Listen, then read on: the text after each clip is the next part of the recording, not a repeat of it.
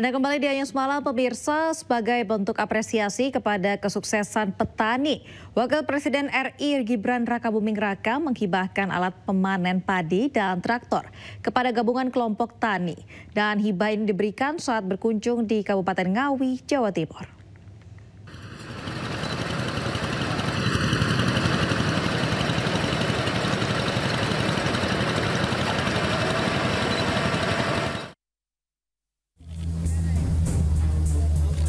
Wakil Presiden Republik Indonesia Gibran Rakabuming Raka menanam padi organik di Desa Dempel, Kecamatan Geneng, didampingi Gubernur Jawa Timur Hovifah Indar Parawangsa dan Bupati Ngawi Oni Anwar Harsono. Selain menanam padi organik, Gibran juga memberikan hibah berupa 1 unit alat pemanen padi, kombain, dan 10 traktor kepada 15 gabungan kelompok tani di Kabupaten Ngawi yang berhasil memanen sebanyak 7 kali dalam 2 tahun. Gibran menyebut secara nasional serapan bulog mencapai 3,9 juta ton yang merupakan rekor sepanjang sejarah pertanian Indonesia. Ini terima kasih sekali atas kerja keras dari Pak Menteri Pertanian, para kepala daerah. Ini luar biasa sekali dan ya seperti yang diceritakan Pak Menteri tadi, semua negara berkunjung ke kita. Tanya apa rahasianya, yang lain kekurangan kita sangat-sangat berlimpah. Kita 3, berapa ya sekarang? 3,9 itu luar biasa sekali dan itu tertinggi sepanjang sejarah ya Pak ya. Ini luar biasa sekali. Ya, alhamdulillah hari ini stok bulog hari ini insya Allah mungkin jam 1, jam 2 siang sudah mencapai 3,9 juta ton. Nah, ini luar biasa, kita syukuri, terima kasih untuk petani seluruh Indonesia. Tapi Ngawi adalah terbaik karena bisa panen 7 kali 2 tahun dan produktivitasnya tertinggi.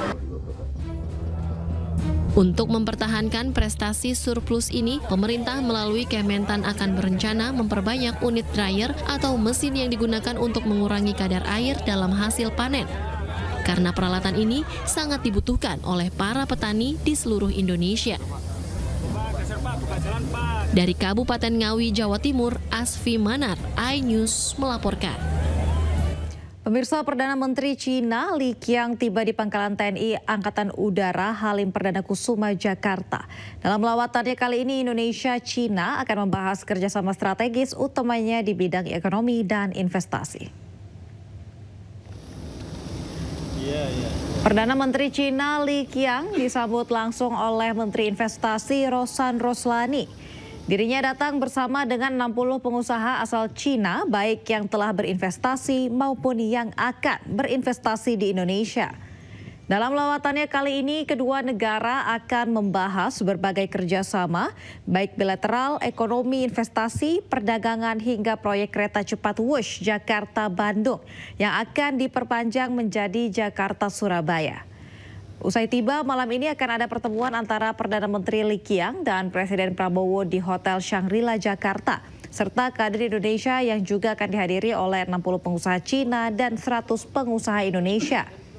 Hubungan bilateral Indo dan Cina menjadi hal penting yang perlu dijaga, mengingat Cina sebagai penyumbang investasi terbesar kedua kepada Indonesia dalam lebih dari 1 dekade terakhir. Ya, tentunya dengan kunjungannya PM China ini itu karena beliau kan hadir tidak hanya sendiri tapi juga dengan rombongan pengusahanya, ada kurang lebih 60 pengusaha yang hadir dan itu adalah pengusaha-pengusaha yang besar, tidak hanya yang sudah berinvestasi di Indonesia tetapi juga yang belum berinvestasi di Indonesia, dan kebetulan saya juga sudah menemui beberapa sejak kemarin dan pada kesempatan ini juga nanti malam kan juga ada dinner gathering yang dimana yang diadakan oleh Kadin dan itu akan insya Allah juga dihadiri oleh Prime Minister langsung, dan ada 100 pengusaha dari China yang akan hadir dan 100 pengusaha dari Indonesia, dan ini juga akan disepakati beberapa kesepakatan dan buat kami tentunya saya sebagai Menteri Investasi dan Hilirisasi sangat menyambut baik karena kita juga melihat implementasinya selama ini juga berjalan dengan baik terutama di banyak bidang, dan mereka banyak berinvestasi tidak hanya di Jakarta, justru lebih banyak di luar Jakarta. Pemirsa, pemberian gelar pahlawan kepada Presiden kedua RI Soeharto masih dalam kajian tim ahli. Hal ini disampaikan oleh Wakil Menteri Sosial Agus Jabo Priyono. Kira-kira misalkan telah membentuk tim ad hoc pengkajian penelitian pemberian gelar yang nantinya akan melakukan asesmen terkait siapa saja yang berhak menyandang gelar pahlawan. Pengkajian ini akan diselesaikan dalam waktu dekat, setidaknya sampai akhir bulan Mei. Sebelumnya, nama Presiden kedua RI Soeharto masuk daftar 10 usulan Kementerian Sosial sebagai pahlawan nasional tahun 2025. Soeharto diusulkan dari Provinsi Jawa Tengah. Selain Soeharto, nama lainnya yang diusulkan salah satunya Presiden keempat RI Abdurrahman Wahid atau Gus Dur. Tim ad hoc namanya TP2GP, ya kan? Tim pengkajian, tim penelitian, pemberian gelar gitu loh. Saya belum cek ya sudah sejauh mana, tetapi di bulan akhir Mei ini mestinya pengusulan dari daerah ya yang diteken oleh gubernur segala macam sudah final, dan itu akan dilakukan sidang-sidang di tim ad hoc nanti untuk mengasesmen ya, mengkaji, meneliti siapa kira-kira yang berhak untuk mendapatkan gelar, dan itu nanti akan kita sampaikan ke Dewan Gelar di Istana ya. Jadi Kemensos hanya mengusulkan saja, keputusan tetap nanti di Istana. Ya, oke, baik. Ya. Terima kasih, Pak. Pemirsa, Komisi Pemberantasan Korupsi atau KPK geledah 7 lokasi terkait kasus dugaan pemerasan dan gratifikasi pengurusan rencana penggunaan tenaga kerja asing di Kementerian Ketenagakerjaan. Penyidik KPK menyita 8 unit kendaraan mobil dan 1 unit motor yang langsung dibawa ke Gedung Merah Putih, Jakarta. KPK tengah mengusut kasus dugaan korupsi di Kementerian Ketenagakerjaan. Diduga ada sejumlah pejabat di sana yang melakukan pemerasan terhadap para calon tenaga kerja asing. Dugaan pemerasan ini berlangsung selama periode 2020 sampai 2023. Dalam perkara itu total sudah ada 8 tersangka yang dijerat namun belum diungkap identitasnya.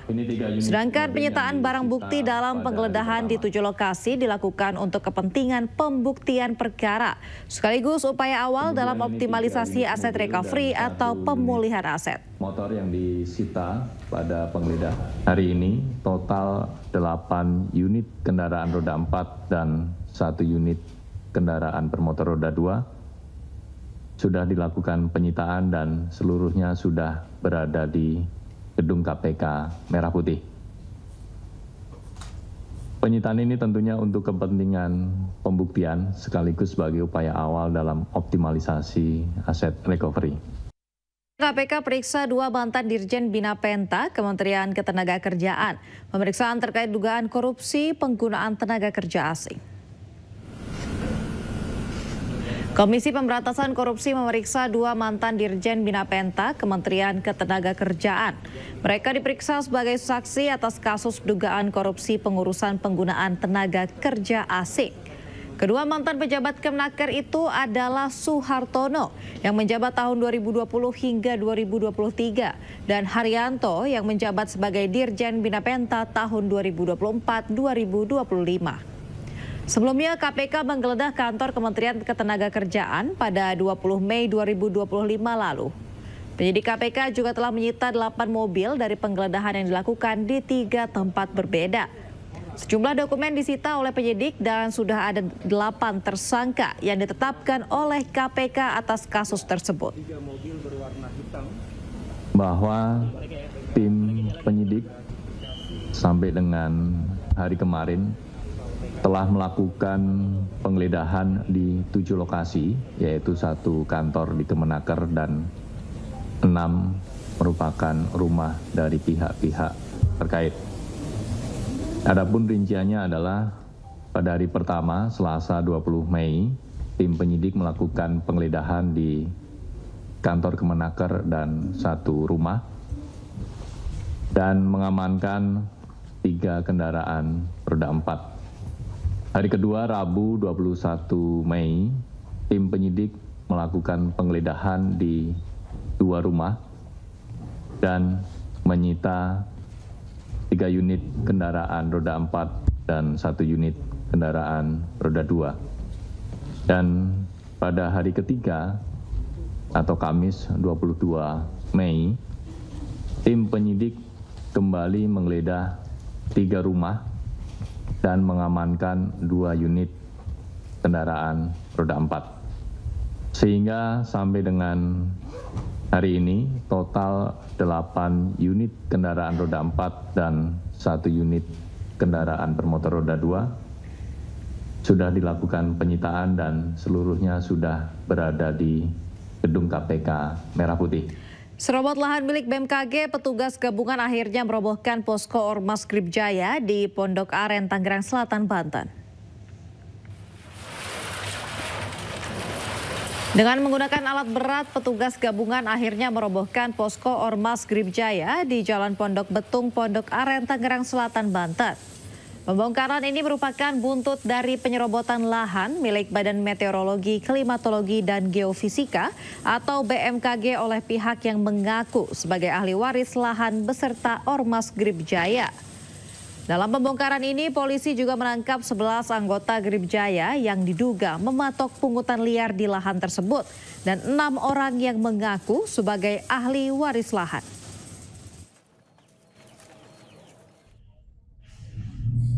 Apa modus para preman ini?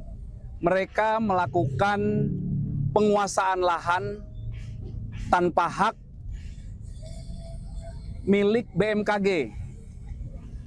Kemudian memberikan izin kepada beberapa pihak, beberapa pengusaha lokal, ya tadi ada pengusaha pecel lele, kemudian pengusaha pedagang hewan kurban, itu dipungut secara liar. Pengusaha pecel lele dipungut 3,5 juta per bulan. Kemudian dari pengusaha pedagang hewan kurban itu telah dipungut 22 juta rupiah. Juara Liga 1 Persib Bandung menutup laga terakhir dengan kemenangan dramatis saat menjamu Persis Solo dengan skor 3-2. Anies Malam akan segera kembali.